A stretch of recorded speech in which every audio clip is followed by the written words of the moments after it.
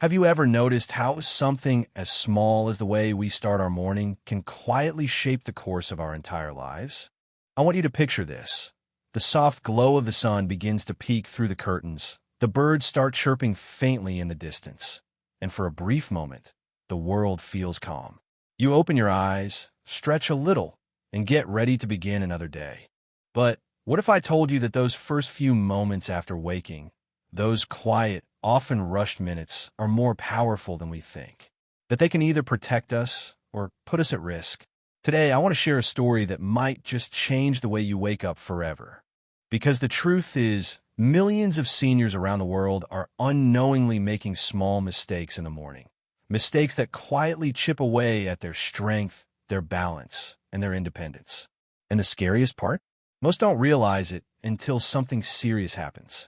The topic we'll explore together today is the 5 morning mistakes seniors make without realizing, and how to fix them with simple, gentle habits. Earlier this year, in a peaceful town nestled between green hills and quiet streets, a story shook the local community. Clara, a vibrant 73-year-old woman who was the heart of her neighborhood, collapsed moments after getting out of bed. There were no signs, no warnings. Her family rushed her to the hospital, fearing the worst. Luckily, she recovered. But the incident left a question lingering in everyone's mind. How could something like this happen so suddenly? The truth is, it didn't happen suddenly. Clara, like many others, had a morning habit of jumping out of bed the moment she woke up. She had always done it, just like brushing her teeth or tying her shoes. But what she didn't realize was that her body, after hours of rest, needed a gentle transition into motion. Getting up too fast had caused a sudden drop in her blood pressure, something called orthostatic hypotension.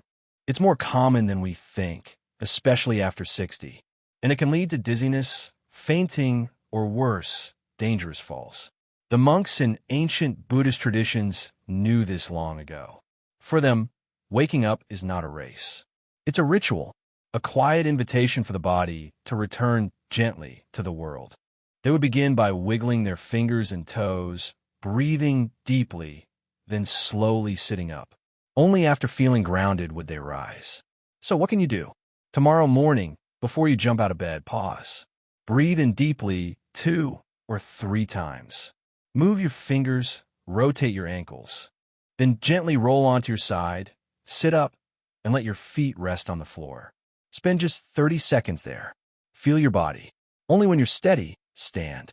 That small pause may one day save you from weeks or months of recovery. And more than that, it respects the rhythm of your heart, your blood, and your life. Another silent mistake? Skipping hydration.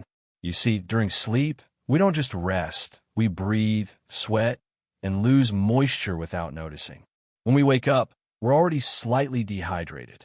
But many seniors, like Mr. Harold, an energetic 77-year-old grandfather, begin their day with coffee or medications, skipping water altogether. For years, Harold woke up with headaches and fatigue, blaming it on age. Until one morning, he collapsed in his garden. The doctor's diagnosis? Mild dehydration and elevated blood pressure. Something that could have been prevented by a single glass of water. That's when Harold began a new habit. Each night before bed, he placed a glass of water on his nightstand. Each morning, he drank it before anything else. Within 2 weeks, his headaches vanished. His energy returned. In Buddhist teachings, water is considered sacred. It's the first nourishment of the day, the awakening drink that purifies the body. Modern science agrees. Hydrating upon waking boosts circulation, stabilizes blood pressure, and clears the mind. So tomorrow, drink a glass of water before coffee, before news, before worry. If it's hard at first, start with a few sips. Add lemon if you like. This single act can quietly protect your heart, your brain, and your balance. Now let's talk about something many of us hold dear, coffee. Its aroma, its warmth, that first sip, it's a ritual in itself. But if you drink coffee on an empty stomach, especially after 60, it can quietly harm you. Here's why. Overnight, your body fasts. Your stomach is sensitive, and coffee, being acidic, increases gastric acid levels. Without food to cushion it, This acid can irritate your stomach lining, leading to reflux, ulcers, or even chronic digestive issues. John, a retired teacher of 75, had the habit of drinking coffee the moment he got up. Over time, he began to experience burning in his chest, frequent discomfort, and trouble sleeping.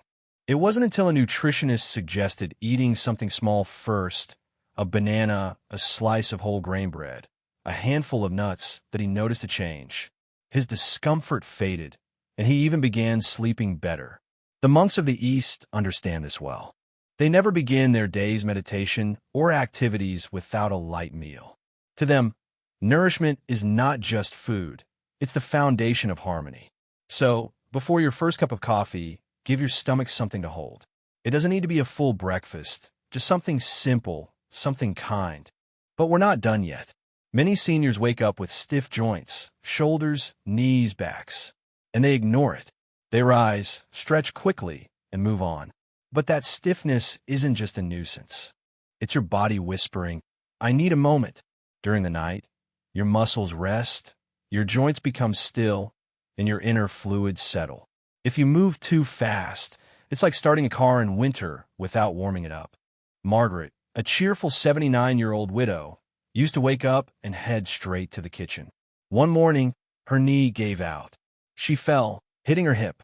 She wasn't seriously injured, but she was shaken. Her confidence wavered. She no longer felt safe getting up alone. That's when she began practicing conscious awakening. Before standing, she stretched gently in bed, moved her neck, rolled her ankles, and rotated her wrists. It became her morning ritual, and within weeks, the heaviness in her legs was gone, replaced with strength and steadiness. And now, we arrive at the most underestimated mistake of all: posture. It might seem small, but the way you rise, your shoulders, your spine, your gaze, says everything about how your body will move through the day.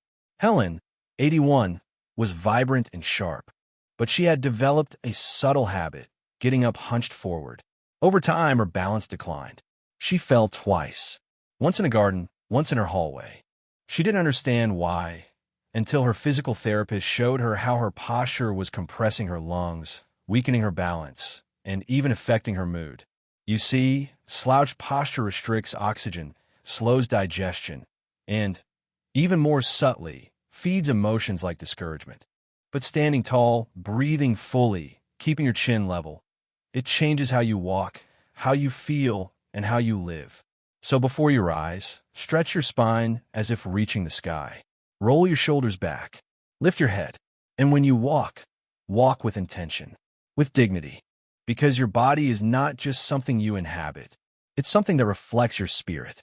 Maybe now you're thinking, but I've done all these things for years. I've been fine, and I get it. Habits, especially long-held ones, feel safe. But here's the truth. The body is patient. It adapts for years until one day it can't. Like a bridge weathered by time, it may seem strong until a small crack breaks it. That's why today matters. Not yesterday, not even tomorrow. Today. In Buddhist tradition, there's a saying, what you do today quietly builds or destroys your tomorrow. You're not too late. You're not too old. As long as there is breath, there is change. The difference begins with a pause before standing, a glass of water, a small bite before coffee, a stretch, a posture adjustment. These are not chores. They are offerings to your body, to your future. And the beautiful part? These changes don't require a gym, money, or massive effort. They require only presence, a decision. And that decision, when repeated each morning, becomes your armor, your compass, your quiet rebellion against decline. So now I ask you, what kind of story do you want to write with your days? Because each sunrise is a blank page. And your habits, they are the ink. If you've made it this far, it means something inside you is ready. Ready to honor your body. Ready to protect your freedom. Ready to live not just long, but well. And if anything I've shared has touched you, then maybe, just maybe, this wasn't an accident. The universe whispers to those who are listening. So I invite you now, leave a like, subscribe to the channel, and activate the bell so you never miss the content that could transform your life. And please, comment below. I choose to take care of my health every day, starting with the small things. Because that small thing is already a great beginning.